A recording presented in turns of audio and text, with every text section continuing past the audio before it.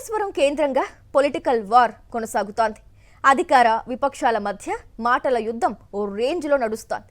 తాజాగా కాళేశ్వరంపై ఈటల చేసిన వ్యాఖ్యలకు కౌంటర్ ఇచ్చారు టీపీసీసీ చీఫ్ మహేష్ కుమార్ గౌడ్.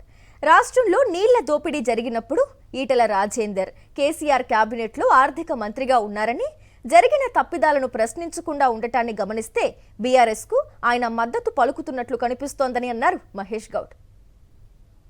నీళ్ల దోపిడీ ఈ రాష్ట్రంలో జరిగినప్పుడు ఈటల రాజేందర్ రావు గారు కూడా ఆ పార్టీలో భాగస్వామ్యం ఉన్నారు, మంత్రిగా ఉన్నారు. అసలు లోపం ఎక్కడ జరిగింది?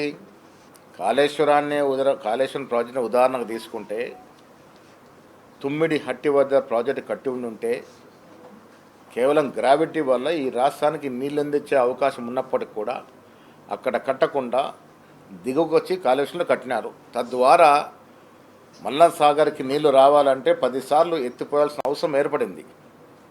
అధిక కరెంటు, అధిక వ్యయం, దీనన్నిటి వల్ల ఈ రాష్ట్రం అప్పుల పాలైంది. ఆనాడు ఇవాళ మాట్లాడుతున్నటువంటి హరీష్ రావు గారు గౌరవ ఇరిగేషన్ మంత్రిగా పనిచేసినారు, తర్వాత ఫైనాన్స్ మినిస్టర్గా చేసినారు. అదే ఈటల రాజేందర్ గారు కూడా అక్కడ ఫైనాన్స్ మినిస్టర్గా చేసినారు. ఈ తప్పిదాలన్నీ జరిగినప్పుడు వీరు ఆ ప్రభుత్వంలో భాగస్వామ్యులు ఉన్నారు. ఇవాళ మాట్లాడుతుంటే మరి బీజేపీలో లాంటి ఈటల రాజేందర్ గారు మాట్లాడుతూ ఉంటే టీఆర్ఎస్కి మద్దతు పలికినట్టు కనబడతా ఉంది.